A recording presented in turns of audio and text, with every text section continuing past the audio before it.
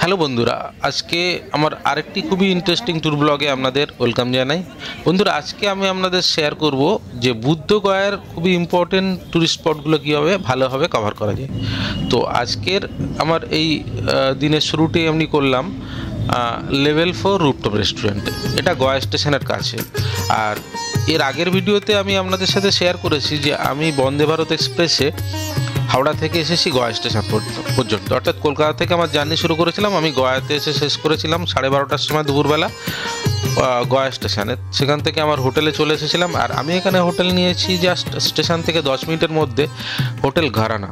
তো ঘরানা হোটেলে আমি এসে একটু রেস্ট নেওয়ার সময় জানলা থেকে দেখতে পাচ্ছিলাম এই রেস্টুরেন্টটিকে। এটা হচ্ছে level 4 rooftop restaurant at Gaya, যেটা আমার হোটেল ঘরানার সামনেই ছিল, জানলা থেকে দেখা যাচ্ছিল। তো আমি ভাবলাম যে আজকের ট্যুরটি শুরু করার আগে আমি এই হোটেলে একটু হালকা স্ন্যাক্স করে নিয়ে আমার ট্যুরটা স্টার্ট করি।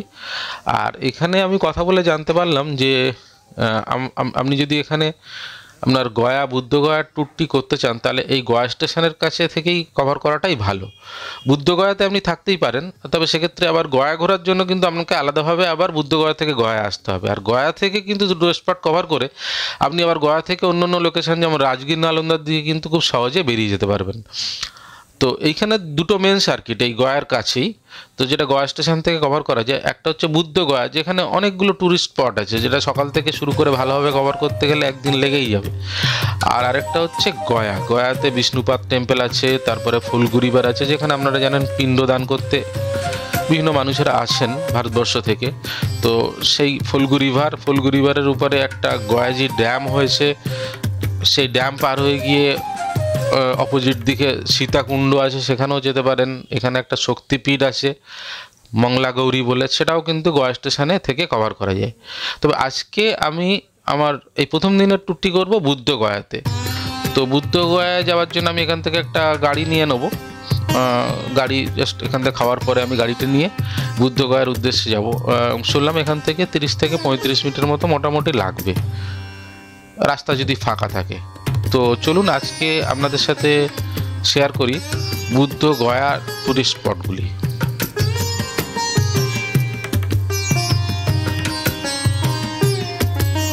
তো প্রথমে যে স্পটে বুদ্ধগয়াতে আমি এলাম সেটা হচ্ছে যে 80 ফুট লম্বা বুদ্ধের যে স্ট্যাচু, সে মহাবুদ্ধ স্ট্যাচু যেটা নামে পরিচিত, এই বুদ্ধ স্ট্যাচুটাই আমি ফার্স্ট আমার প্রথম সাইট সিন প্লেস হিসেবে নিয়েছিলাম।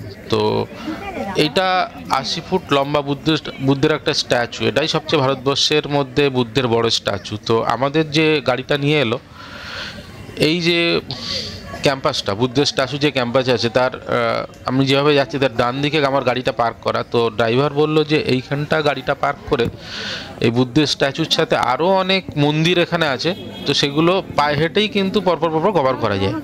তো এই বুদ্ধের স্ট্যাচুটা মার্বেল আর গ্রানাইট দিয়ে তৈরি। এখানে দেখছেন টুরিস্টরা প্রচুর পরিমাণে কিন্তু ভিড় হয়েছে, টুরিস্টদের সবাই কিন্তু ফটোগ্রাফি করছে, ভিডিওগ্রাফি করছে।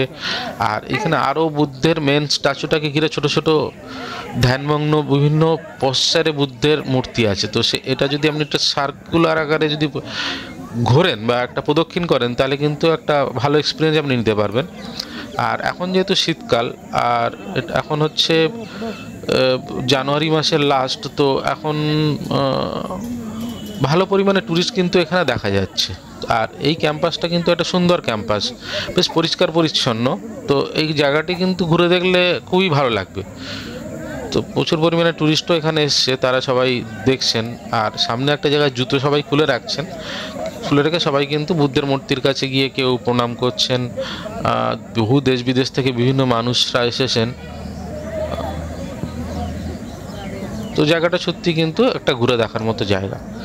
তারপরে যে জায়গাটা আমরা ওখান থেকে আবার হেঁটে চলে এলাম, সেটা হচ্ছে রয়্যাল ভুটান মনেস্ট্রি। যদিও আমি মনেস্ট্রির ভিতরে আর যাইনি, তো ভুটানের রাজা রয়্যাল ভুটান মনেস্ট্রিটা তৈরি করেছিলেন। তারপরে যে স্পটে আমি এসেছিলাম সেটা হচ্ছে কর্মা টেম্পল। এটা তিব্বতীয় কর্মা টেম্পল। তো কর্মা মিন্স কর্ম, মানে ভগবান বুদ্ধ তার কর্মযোগের মাধ্যমে বা তার ধ্যান যোগের মাধ্যমে যে বুদ্ধ ধর্মকে সবার মাধ্যমে তুলে ধরতে চেয়েছিলেন, আর বুদ্ধ ধর্মের যে সত্যটাকে সবার সামনে তুলে ধরতে চেয়েছিলেন, অ্যাকচুয়ালি কর্মের মাধ্যমেই মানুষকে এগোতে হয়, সেটাই এই কর্মা টেম্পলের মাধ্যমে কিন্তু ফুটিয়ে তোলা। তো এখানে বিভিন্ন সিম্বল, বিভিন্ন মন্দিরের কারুকার্যের মাধ্যমে বুদ্ধের ধ্যান ধারণাগুলোকে কিন্তু ফুটিয়ে তোলা আছে। আর এখানে বুদ্ধের মূর্তি দেখতে পাবেন। রয়্যাল ভুটান টেম্পল একটু আগে যে দেখেছিলাম, সেখানেও কিন্তু বুদ্ধেরই মূর্তি, এখানেও বুদ্ধের মূর্তি। অর্থাৎ বিভিন্ন ধর্মাবলীর মানুষেরা বুদ্ধের মূর্তি এবং বুদ্ধকে তারা তাদের ধর্মগুরু হিসেবে মেনে নিয়েছিলেন, এবং বুদ্ধের বিভিন্ন রূপটাকে কিন্তু এই বিভিন্ন টেম্পলে বিভিন্ন ধর্মের মানুষেরা ফুটিয়ে তুলেছেন। তো সেই জন্যই কোথাও ভুটান টেম্পল, কোথাও তিব্বতীয় টেম্পল, কোথাও থাই টেম্পল, এইগুলোই এই চত্বরে কিন্তু আপনি দেখতে পাবেন। আর এখানে একটা খুব সুন্দর দেখার জিনিস, সেটা হচ্ছে এখানে প্রদীপের মাধ্যমে বৌদ্ধ ধর্মের মানুষেরা বুদ্ধের প্রতি তাদের শ্রদ্ধা জ্ঞাপনকে তুলে ধরেছেন। তো এই জায়গাটারও একটা ভিডিওগ্রাফি আমি করেছিলাম, যেটা আপনাদের সাথে শেয়ার করেছিলাম। সত্যি এটা আমি কিন্তু বুদ্ধের বিভিন্ন জায়গায় গেছি, কিন্তু এটা একটা দেখার বিষয়, মানে বেশ ভালো লাগছিল আর কি।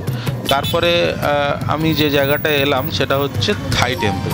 এই থাই টেম্পলটাও খুব দেখার মতো, কিন্তু একটু আগে বললো যে ওখানে একটু কনস্ট্রাকশনের কাজ চলছে। তো থাই টেম্পলের যে মেন এন্ট্রান্স, সেটাই দেখুন খুবই সুন্দর লাগছে।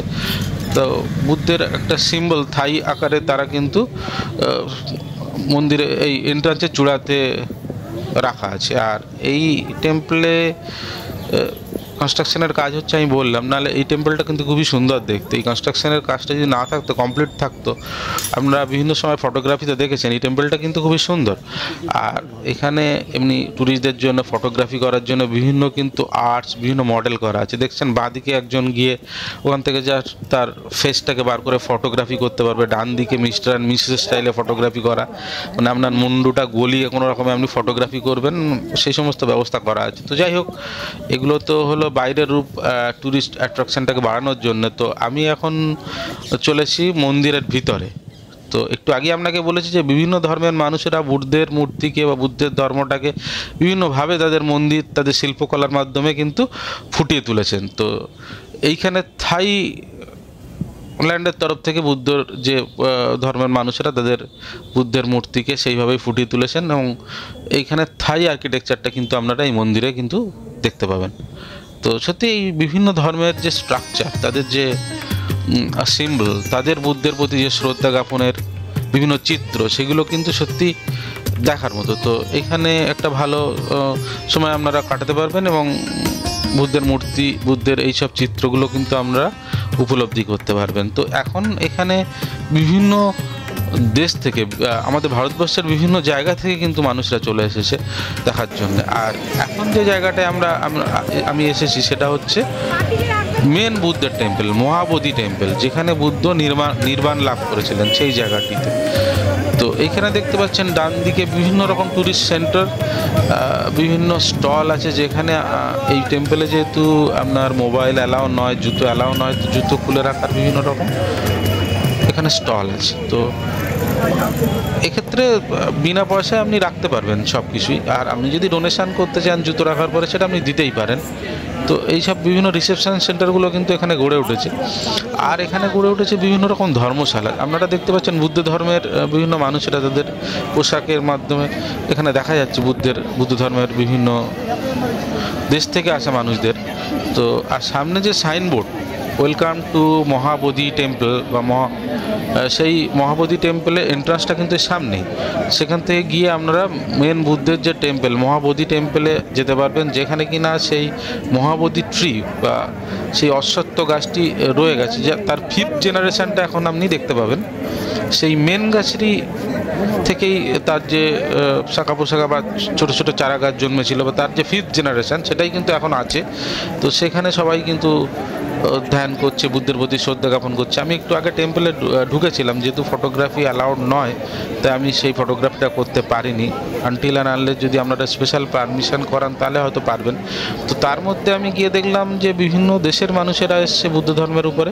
তো তারা তাদের বুদ্ধের প্রতি শ্রদ্ধা জ্ঞাপন করার যে বিভিন্ন কৌশল বা বিভিন্ন যোগার মাধ্যমে তারা করছে। আর সামনে দেখতে পাচ্ছেন স্কুলের ছাত্রছাত্রীরাও, তাদেরকে আনা হয়েছে মেন বুদ্ধ টেম্পলটাকে ঘুরে দেখার জন্য। তো এখন কিন্তু মোটের উপরে বেশ ভালোই ভিড় এই জায়গাটি আছে। আর আশপাশে কিন্তু বিভিন্ন ধর্মশালা আছে, যেখানে থেকেও এই এই এই জায়গাটিকে, এই বুদ্ধগয়া জায়গাটিকে এক্সপ্লোর করা যায়।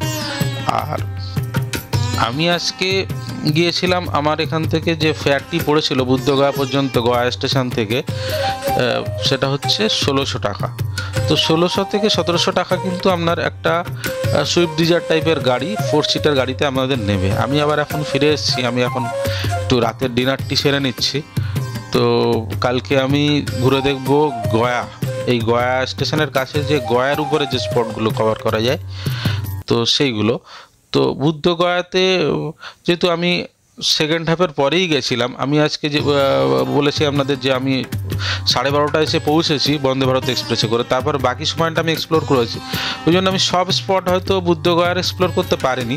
তো আপনারা যদি মনে করেন যে বুদ্ধগয়ার সব স্পটটা এক্সপ্লোর করবেন, তো সেটাও আপনারা কিন্তু করতে পারেন। তো সেক্ষেত্রে কিন্তু আপনাদের একটু খুব তাড়াতাড়ি ওখানে পৌঁছে যেতে হবে, অর্থাৎ সকাল 8টা থেকে 9টার মধ্যে যদি আপনারা পৌঁছে যান, তাহলে কিন্তু আপনি টোটাল বুদ্ধগয়াটাকে ভালোভাবে এক্সপ্লোর করতে পারবেন। আবার আপনি যদি মনে করেন যে ওই দিনই আপনি গয়াকে এক্সপ্লোর করবেন, তাহলেও করতে পারেন।